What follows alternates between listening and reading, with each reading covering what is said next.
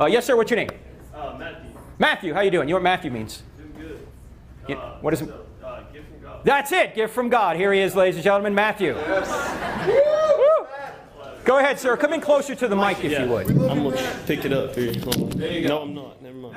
You're all right. Go ahead. Water base here. Okay, so one thing that I've always struggled with is, there's a Louis Giglio thing about the how big the universe is, Yeah. and I thought you did a great job of capturing that. Uh-huh. That's actually been one of the main things that I've struggled with in my faith, as far as where doubt comes in.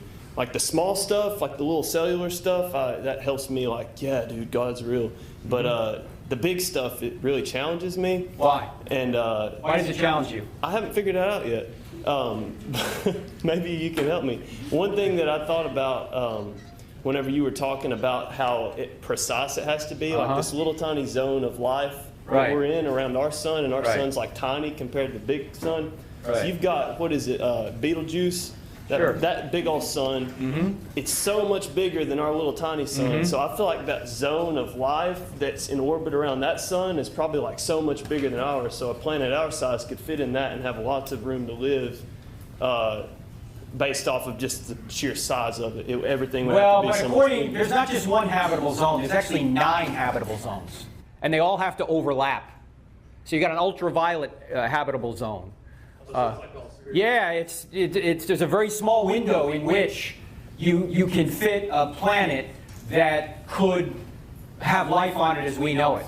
And most scientists are saying that we have a rare Earth. In fact, there's a book called Rare Earth that is highly improbable, despite the size of the universe, that there's any other planet with exactly the kind of parameters we have to have the kind of life that we know about.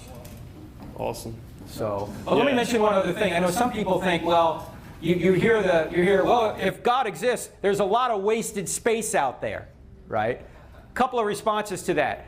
You don't waste anything if you're God because you have infinite resources, so nothing's wasted.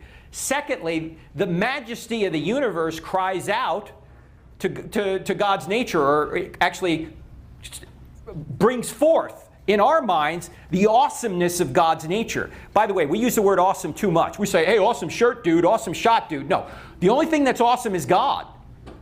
And I mean, imagine if the universe stopped at the cloud tops. We'd look up and go, this is no big deal. But when you look up and you see stars equivalent to grains of sand on all the beaches on all the earth, and to go from one star to another star going 5 miles a second will take you over 200,000 years, you get an idea of what infinity is, right? Also, I think when atheists say there's a lot of wasted space out there, even if they're right about it, let's say there's wasted space and there's no life out there. Let's suppose you're walking through the desert, miles and miles of desert, and you find an iPhone just sitting there. You could say, well, there's a lot of wasted space around this iPhone, but you'd still have to explain why the iPhone's there, right? In other words, the atheists are concentrating on the wrong thing. They're concentrating on the area where there's no life, but they still have to explain why there's life where it is. Why is there life where it is? Even if there are miles and miles of nothing but sand, they still have to explain why that iPhone is there.